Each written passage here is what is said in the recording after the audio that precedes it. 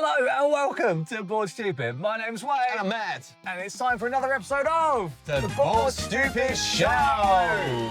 This is our preview show, Matt. We're Yeah. going to talk about all the games that we played in the last month to give you our first impressions of those games. Of some brand new games. We got some brand new very games. hot stuff. And we got some kind of like mini reviews, previews. And so you can start getting a flavor of what these games are.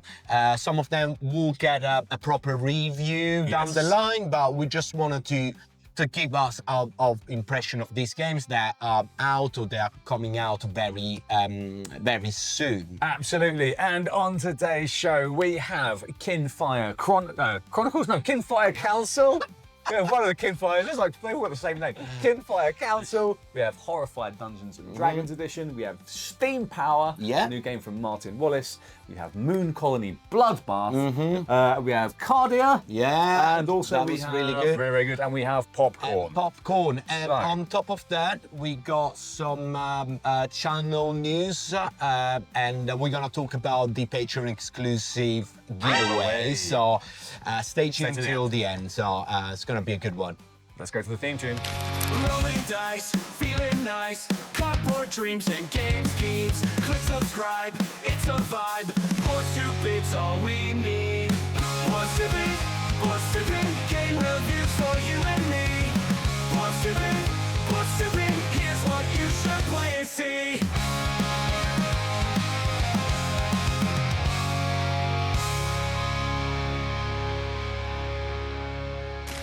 So, Matt, the first game that we're going to talk about is Kinfire Council. What a fabulous game! I really liked it. That's a great game. We were waiting for this to arrive. We were excited. Really hyped, and it is a great game. It's really good. Very good. It's very good. Yeah, fabulous. This is basically it's a worker placement game. That's the most of the game. Yeah. If you ever played something like Lords of Waterdeep, it's like that on steroids. It's like it is. They got some similarities between the two. Of course, Lord of the Waterdeep is now kind of like a 20 years old or something. A classic, something like classic, that. They share this kind of like lore into a worker placement game that I think is really cool. Yeah. And what the guys did with Kinfire, so the Kinfire, they got different type of games. You got Kinfire Council, that is the latest one. You got Kinfire Delve. There are three two-player games, and then there is more like card-based dungeon exploration that are really cool. We'll talk about those as well because we got some copies that we need to review, and then they got the big one that was Kinfire Chronicles. That's why I mixed up. Yeah. That is the big like dungeon, the dungeon crawler boss battler, but. They created like this big lore that spread it out around all the different games where the artwork is similar. So I really like what they what they're doing. But as you said, it's got this like worker placement where you it's a worker placement game that is a semi-co-op. Kind of semi-co-op. It has like an NPC group / player, which is called the Cult, which is going to be competing against all of the other players, which is very interesting because if the Cult wins, nobody wins. So you need to kind of stop the Cult. We have this crisis management thing, so you kind of need to work together, but no one really wants to do that because when you're doing that, you're not doing potentially the thing that you want to do. Yeah. But then someone has to do it and take the bullet for the team. Yeah, because at the end of the day, the co-op thing is that you are managing the city altogether, and you need to give to the people of the city what they need, that whatever, if it's food or materials. So you kind of like need to do this Sim City management thing, but at the same time, of course, you want to get the benefits out of it more than the other people, and fighting against the cult. And you got this very cool twist that you can do. One or more of the player, they can actually join the cult. Kind of like being like, you know what? Start having some influence with the cult, because if the cult wins and you're the person with the most influence with the cult, you then win. Even if someone else has like a bunch of victory points, but the cult has more than them, the cult will win along with that player. It's really, really cool. Yeah. We really liked it. I liked it a lot. I mean, this is my kind of game. I absolutely freaking loved it. Very, very good. So this one deserves a proper review. So the station for the video, probably in the next couple of weeks, 2-3 weeks, we'll do a proper review, because there's a lot to unfold in that box. Exactly. There's lots to go through. Really cool production too. So can't wait to talk about Kinfire Council. Next up, mate, is Horrified Dungeons and Dragons. Yes. So we had a preview of the games at UKG like a few months ago. We got our copy very recently. We put it on the table, and we loved it because it's Horrified, and it's a game that we really like. In all their different shape or version, and this one being D&D, something that is close to our heart. Definitely. It just felt magical. It's one of those games that brings you back up being a young kid. I don't know how to explain it. Just like it makes you feel like you are 14 again, and you're rolling that D20 for the first time. Basically, when I say the words Horrified Dungeons and Dragons, that's almost everything you need to know. That is the game. It has it's the Horrified system, right? You've got your normal cooperative game where you have a little crisis management, where after everyone's turn, you have to do a monster card. The monsters have a turn. They'll go around munching the different, munching on the citizens. You're trying to get the citizens to get to different places, and if you do, you get perk cards. Yada yada yada. It's all Horrified stuff. The thing that is different, as you say, Matt, the main thing that is different, there's some other things we'll talk about, but the main thing is the D20.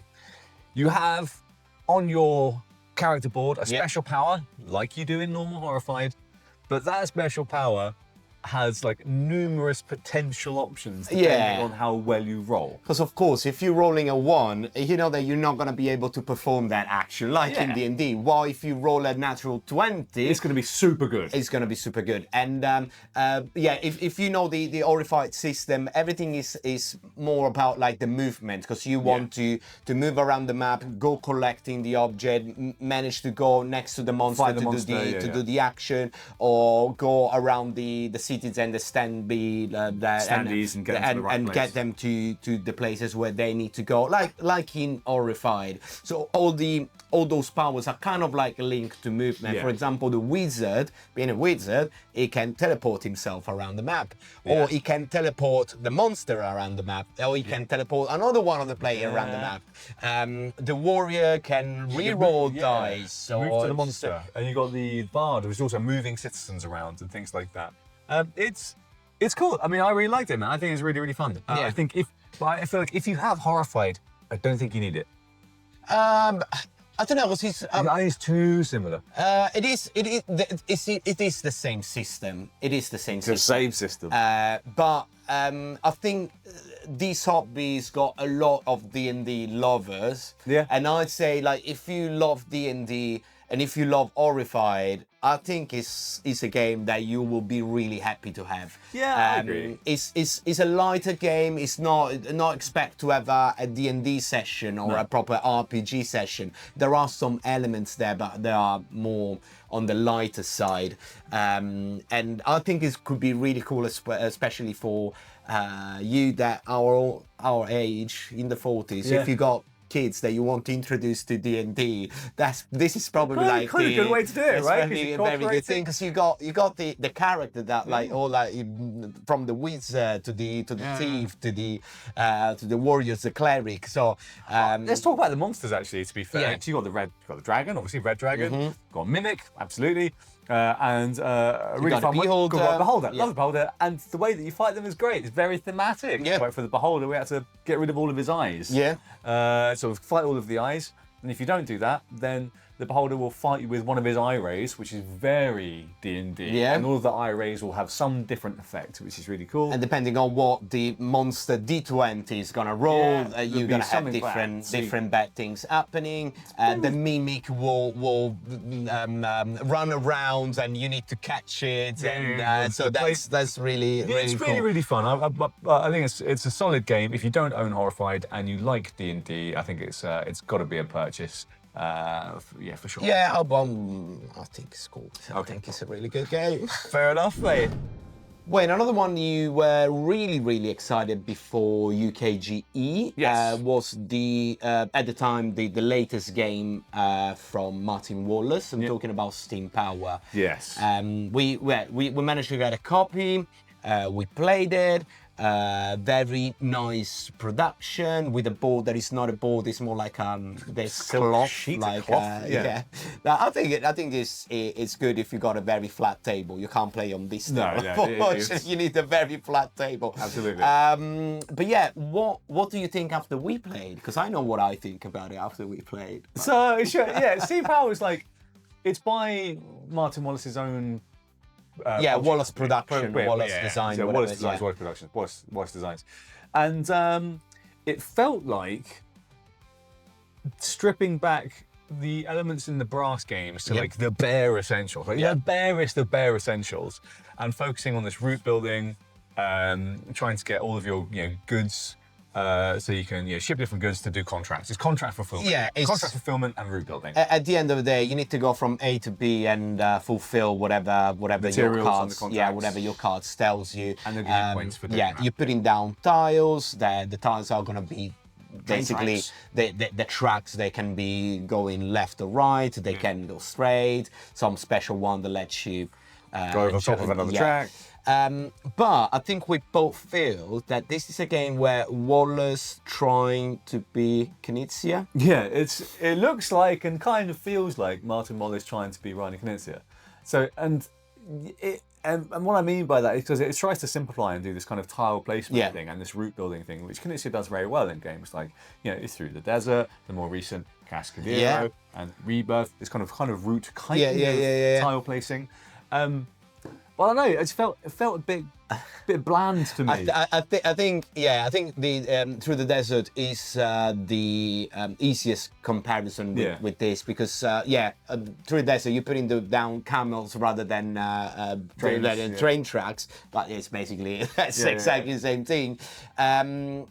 You can cut out of the player. You need to try to do the best route to get to this or that point where to get the best resources. So it is kind of like very much the similar vibe, but I think we both were expecting a little bit more from a bit more interactivity. It never felt like I had much turn anxiety or turn stress, which sounds like a bad thing, or it sounds like a good thing. I didn't have much of that, but I like having turn anxiety. I know.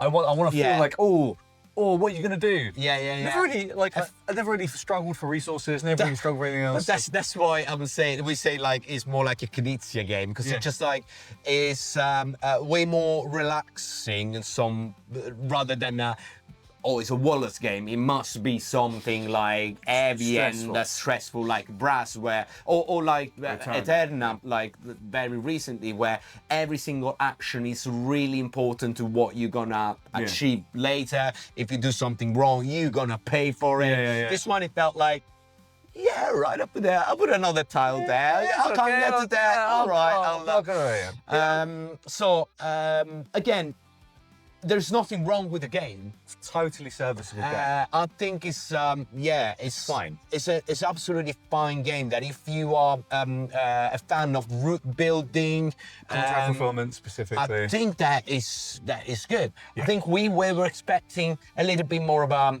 spicy, tighter experience. Even Knizia in those games that we talk about, they can be real mean, and you can play those games quite competitively. Like Through the Desert can be pretty freaking mean. Not super tight like some of the Wallace stuff, but it can be quite cutthroat. This didn't feel like that at all. It felt a little bit too chill. But at the same time, if you are looking for a boiled down version of Brass Birmingham, where you basically just like building those routes, because at the end of the day, in Power Steam, as in Brass, you can use other people. Use other people's resources. Of course, you need to pay them for that. So there is a cost involved, but you're never like completely blocked out or cut out. So completely fine game. Next one. Next one. Matt, next one on the list is by Mr. Dominion himself, Donald X. And this was... Vaccarino, is it? Yeah, Vaccarino. Vaccarino, okay. Donald X, there we go. I can say it. So, all right, this is a hotness. Yeah, People talk about this. Yeah, and it's Moon Colony Bloodbath. Moon Colony Bloodbath. So the latest big things from Rio Grande Games as well. So this game's got a lot of hype, and we were like, let's have a look. So we went out to the shop, bought a copy, got it, played it, and I didn't really feel all that hype. I do understand why people are really like talky about it. Personally, I didn't feel all that amazing experience that people were talking about, and I think you had more or less the same. Yeah, I felt a bit, I don't know, unfulfilled. Yeah, I think it was unsatisfying. It was again, this is like going back to the previous one that we talked about. It was fine. Yeah. Like the game has this interesting arc, right, where you have this, you build your deck, you build your engine, and then the engine falls apart. And it's the person who has their engine fall apart the least basically wins. Which the entire thing is like you're building these colonies on the moon, and every now and then a card was gonna tell you, 20 of your people have died for whatever reason. Sometimes it could be a robot going mad. Sometimes it could be technology breaking, or people like fighting each other. But it's gonna be like basically you're building your colony with these colony cards. So you kind of have this tableau built there. Tableau. And then there is this deco card where you can put some good cards from your side in this deco card that keeps. It's like an event deck. That you keep drawing from that, and everybody pays the consequences about those whatever is happening. And it's all about, you're building more colonies, you have more people, so whenever the bad things happen, you can kill some of your people, but some of others stays. As soon as someone's lose all of their people, that's end of the game. Whoever's got more people wins.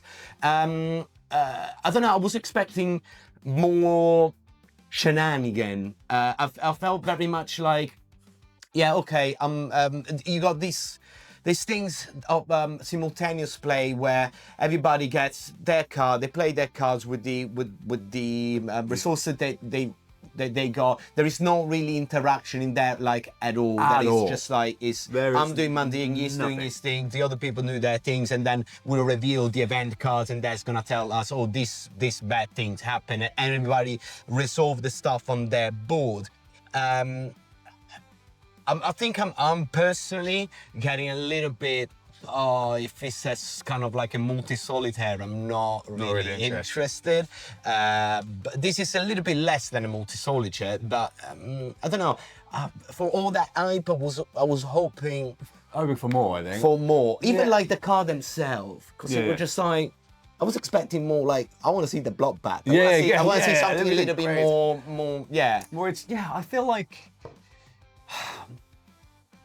It is, like I said, it felt unfulfilling in some way. I mean, this shared event deck is fine. And I think I'm actually coming over to your point of view, Matt. When it comes to things like simultaneous action games, I'm kind of feeling a little bit like, I don't like that, really. Like, if we're all doing the same thing at the same time, where I'm not really focused on anything that you're doing, I don't care. We get something that happens, we all resolve it individually, simultaneously. I don't see or have anything to do with anything that happens. Then we just do the next card, and the same thing happens again. That gameplay loop feels unsatisfying. I think that's what the game itself is. It's a good game. It's like the this. It's a tableau builder. Yeah, exactly. But totally serviceable. The fact that it was like 5 of us around the table and we haven't really spoke to each other for 90 minutes because everybody would just like, oh yeah, I've done this. Oh, I'm losing another 3 people. Oh, you say, oh, I'm losing 5. But I don't even know what you do. Yeah, exactly. You have no idea what I'm doing. Like, I don't know around the table. It doesn't matter what I'm doing. No, exactly. It makes no difference. Yeah, exactly. Yeah. I know that you are playing some cards to put some good events in the deck for yourself, so you're getting something back. I don't really know where you are, how you're doing. Doesn't affect you either. At a certain point, I was like, well, all my people have died, and then people were like, oh, I got 20 people, I'll win. Yeah, okay. I think. Yeah, it's fine. I think it's the interaction that I'm missing, and probably. I personally, I'm going very much into if there is no interaction between player, I'm scoring that game a little bit lower. You're kind of piecing out. But that is again, there's nothing again about nothing bad about the game. It's just like I didn't. That's personal preference. Feel it. Like it's. I like that. I'm typically slightly more forgiving of more like, okay, I'm doing my own little puzzle here, but even still, I do want some spice that allows. That means you want to be interested in what I'm doing and vice versa. And if there is none of that, then I'm typically, like I said, I'm less interested. This was fine, but didn't live up to the hype for me. No, neither for me, but I know a lot of people that really likes it.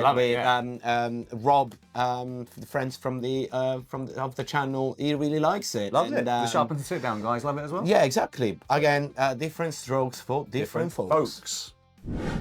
Going to a game instead that it's really like super fresh because I'm not even sure if it's properly out in the UK. No. I think maybe starting doing now. We're talking about the game that we saw and we bought at the Berlin Brettspielcon. Yes, when we were in Berlin. Link up there to check out that show. Exactly. And we're talking about Duel for Cardia, the new game from Hans im Glück. Look, those guys. Hans im Glück. Yes. This game is fabulous, mate. This is a game that is taking concepts that we've seen in other lane battler type games. And it kind of is a lane battler, but it's kind of almost also a bit of an auto battler, kind of a deck builder, kind of a card dueling game. Yeah. Kind of a dueling game. And sort of plays very quickly, does some cool stuff with combos, with player versus player thing, trying to outthink the other player or trying to play the player. Really cool. Yeah, so basically the game is, I got 5 cards in my hands, you got 5 cards in your hand. We play one card at a time, face up. Face down first, and then you reveal. First, and then you reveal them. And the cards will be divided in 2 sections. We'll have like the big number at the top, that as you can imagine, any lane battler, that's gonna be the power of that specific card. And then you got a special effect at the bottom. Only the player losing that rounds will get to activate the power. Love it. And sometimes the power might be like, the other cards get a minus 10 points. And that is like pretty straightforward. Other one instead, the next turn you're gonna get another card, still 5 cards in your hand, and you keep repeating, putting the card one next to each other. The next round you might lose again, but the power from the cards that you get might activate the cards that you played before. So you got like a chain reaction in terms of like the card might say the card that you played the recent turn is gonna get it in plus 20. So it means that it goes there, you activate that card again, you're winning that trick rather than the opposite player, and you go up there until you win 5. Of those cards, 5 of those 5 gems, whatever you want to call it. But it's really, as you say, some of the cards are really powerful. Like I think 16 is the highest card, and it says if you lose with this card, you win the game. Brilliant. That is in theory impossible because it's the highest card. However, if before you play cards are gonna say the next card is gonna get minus 10 or whatever it is, or minus 3, and you combo those up so you get lots of minuses on that next card. Yeah. It can make it happen. It's brilliant. Or even after you played the 16, you can go back and reduce it as well. there's some really funky stuff that you can do with like the card values and card powers and shifting cards around and affecting your opponent. And then both the decks are the same for each players will have exactly the same cards. So you know if that player's played the 16 already, he's not gonna play it again. But in the box itself, it comes with 2 separate decks. So 2 sets of decks with different powers with each other. So you can play both with the set A, the 2-player, or you can play with the set B. I think there's rules for mixing There are them as rules well. for mixing them together. There are other stuff like there's an environment deck the as environment well. cards. They're gonna add some special rules to the gameplay. For example, each card's getting a -2 or whatever. You can play with multiple environments, so you can make the games more complicated. But this game, just like we really loved it. Like it was like great, immediately. man. I mean, this blew our minds, and I want to shout out Sven as well from Brett Ballet. Yes, please, Sven. So hello, Sven, for mentioning this as one of his favourite picks, and for us to go and check out at the show at Berlin Press BookCon, and I'm really glad you did. Yeah, because Matt asked for like an English copy, got like the only one there, and we that took was it home. great. Literally went into a box backstage and tried to find it, and it's fantastic, mate. I think this one, if the word gets out and people start playing it, it's going to be a smash hit. Absolutely. I think that's going to be like start getting like a wider distribution. I think they're already working on other decks for it. Yeah. Yeah, and other expansion content. Really, really good one, mate. So definitely recommend Duel for Cardia. Strongly recommend, yeah. Mate, and the final one we're going to talk about today is Popcorn. Popcorn from Yellow. Yellow Games. This game, when we saw it at UKGE, I think we featured the game in the Hype Factor. We talked about it before UKGE. We did an interview with the guys at Yellow that you can find on the Patreon page. We didn't manage to play it there and then. We didn't have the actual time. We just talked about it and had a look to the game. We started hearing some like mixed reviews, like I was expecting more. I was just like, all right, let's see what it is. We again went to the shop, bought a copy, got it home. We played it, and I really liked it. That was good. I really liked it. It's like it's a cool drafting game and bag building game. Yeah. I like bag building. Bag building's fun. I like open drafting. Drafting is fun. Yeah. Really cool. You're essentially competing cinema owners trying to get and attract the most guests, or specifically guests that want to see the kind of films that you're showing. Yeah. So you've got sort of a couple of different drafting phases. You're going to draft the movies that you're going to show, and they'll be in different genres. Mm-hmm. So you've either got your comedy, romance stuff, the action your sci-fi, movies, you've got your action, yeah, exactly. yeah. Those are the movies, your art house stuff. You're going to draft the movie to put in your screen. You can also draft like new seats. Yeah, like because you theaters. start your with like a basic 3-screen cinema where you got just like basic seating inside the cinema, but you can upgrade those seats to better seats, larger number of seats on the for that screen. So absolutely. you can put more.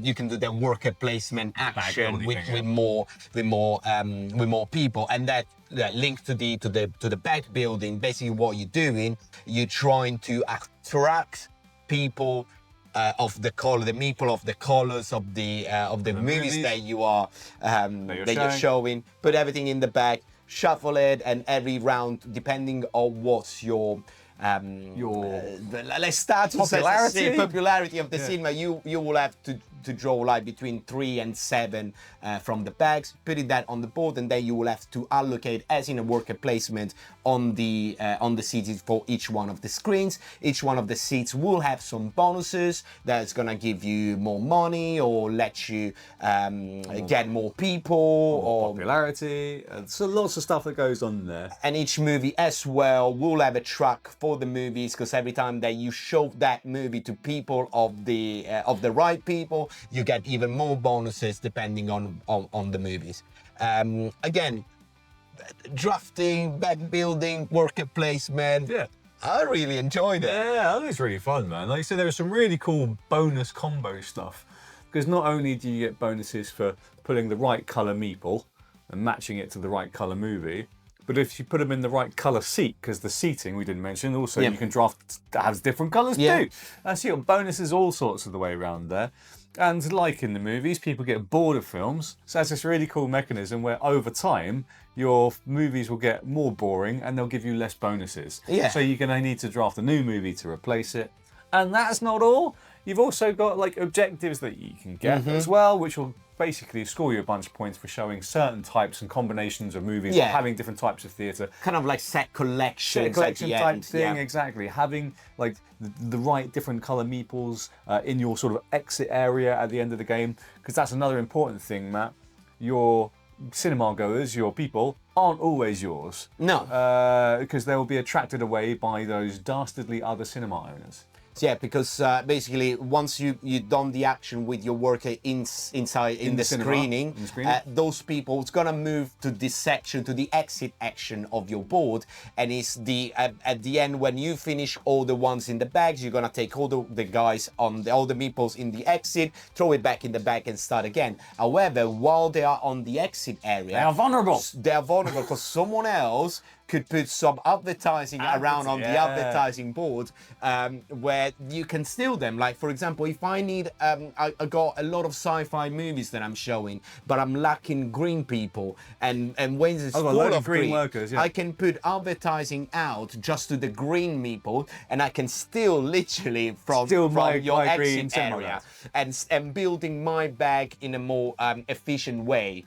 Really cool. I mean, and there's other stuff you can do. Yeah, I mean, there's. I was really impressed because usually Yellow works with a lot of this like more almost toyable games with all the King Tokyo Tokyos and King of series. Yeah. They recently brought out like the Toy Soldier. I think it's a lot of games that are more usually for a younger audience. Yeah. Family audience, family friendly. Yeah, family friendly audience. Family plus. This is a family plus, but it's kind of like going a little family bit plus more plus. Family plus. There is a game there. It's just not like chucking a gazillion of dice and do some crazy things. There is thinking. There is the drafting, the deck building, the worker placement, the stealing other people meeples. It's just like. It was way more than I expected, and I really liked it. Yeah, I think there's plenty going on in this game to get your teeth into. This one was an interesting game. I don't know if it has the legs to stay in the collection. We will see. Time will tell. Again, but it was definitely a fun game. Yeah, and just mention production is amazing. Really good. It's a very cool production. These things about the victory points are actually popcorn, and each one of the players will have their own popcorn cup where you put in your popcorns before counting at the end. The movies, of course, there are all like Easter eggs of all the movies. You just need to look at them themselves because they're really cool. Yeah, you should look. You should discover them while you're playing the game. You'll be like, oh, this is that movie. This is that movie. I think it's really fun. I do recommend having a go at it if you can find it, or if you think that it's a theme that could attract you. Yeah. It's not a bad investment, I think. Yeah, fair enough. All right, Matt, time for some channel updates. Yeah. I'm stuck all the way through to this side. Yeah. So the biggest, most exciting, most important update I think we need to give. We've been granted press passes for Spiel. Which is tremendous. Yes. Big milestone for the channel. Yes. It's the first time we're going officially without, just writing press on the badge.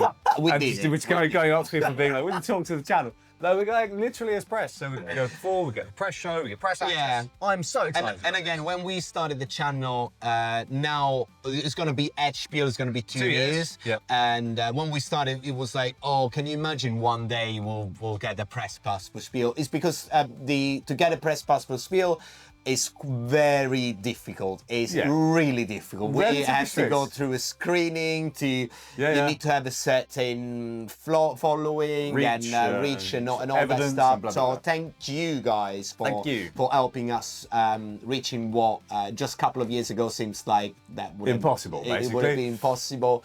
But the great thing about that, Matt, is we get so much more access at the show. Exactly. So what that means is way more content. It means way more potential interviews. way more behind the scenes stuff. We're going to get more news. Yeah. Loads more stuff. Because we got physically more time to be at the at the show and more access to the publisher and designer. So we, of course, in the next month or two, we're gonna do all our spiel pre-show videos. So the ones that, yeah, exactly, all the usual what to buy, what to play, hidden gems, and the mega guides if you've never been and you want to go. So we'll do it in every year, but we're trying to do it better and better every year. And again, I want to know if you guys already have your eyes on some of the games that are gonna be a spiel, and you want us to do an interview with those people. You know what? Start writing it down in the comments, we can find them, because we will put it on the list of interviews to do. Because it's that's what we're here for. We're trying to give you guys something. Absolutely. So very, very exciting stuff about that. Next bit of news, Matt. Yeah. Is we are going to be changing our awards that we're going to give. Yes. So you may or may not know, depending on how long you're following the channel, for games that we really, really, really like, we give our Seal of Excellence. Yeah, our thumbs up, Seal of Excellence. And without really thinking about it, when we were starting the show, we went, oh, let's just do a Seal of Excellence. Not really thinking that, like, the Dice Tower has a big Seal of Excellence. Yeah, that's the thing. Yeah. And so we want to distinguish ourselves a bit more, so we want to rebrand that. Yeah, exactly. So we got a few ideas on what the names of the icon is going to be, but we want to hear from you guys as well. What do you think this should be called? Like, please let us know. Let us know, like even like a catchphrase or anything you think that is represents us. Yeah, it needs to be personal to the show, to the channel. So if you've been following the show along for a little bit, then let us know what you think would represent us as like an award slash seal of approval or golden whatever. And linked to that, we actually having a competition on our Patreon page. Link below. Where we're gonna do a big giveaway because we got a copy of Luthier to give away to our Patreon. So it's gonna be a Patreon exclusive giveaway, but we asking our Patreon as well exactly the same question, and the best answer that doesn't need to be the one that is gonna then become the it's our favourite one. That's our favourite one. Make us laugh, funny one, or something. We're gonna give to that person a copy of Luthier. I think the current leader, I think for me, is the Golden Baldy. The Golden Baldy. We're not gonna call it Golden Baldy. But that's currently my favourite one. So what you can do, you can go and check out the Patreon page, because for just the cost of a coffee, you can enter the competition and getting all the exclusive stuff, all the exclusive video that already on the channel, and stuff that is going to come. On-tap exclusive podcast, loads of stuff there as well. And all the spiel, as we did for UKG, all the spiel's interviews are gonna go in bulk on the Patreon page. So if you want to know all the behind the scenes and all the stuff from Spiel, and you want to try to have the a copy of Luthier, well, just check the Patreon page and join the family, because it's help us growing as a channel. It helps massively. You have no idea. Like, you should see the hotel prices for Spiel. So that's really, really good. Super exciting stuff, Matt. What a fabulous show! Yes, that was really good. Love doing this. Yeah, it's a fun one. Hopefully you've enjoyed the previews and the first impressions that we talked about for the games. Let us know in the comments below which of those games you want to hear more about. I think we are certainly set on doing a review, a full one of Kinfire Council. Yeah. But if any of the other ones you feel like you want to know more about, let us know in the comments. And also, please do give us your recommendations for what we should call our new seal of whatever, golden this, best of that, whatever it is that we think you think we should call our new award for the games that we need to show our love for. And of course, hit the subscribe button if you haven't done it so far. But please do. Ideally, you've already done it. Ideally, you've done that. Very nice. Again. We very much appreciate all of you. You should check out the rest of our videos, and we will see you at the next one. Ciao. What's it be?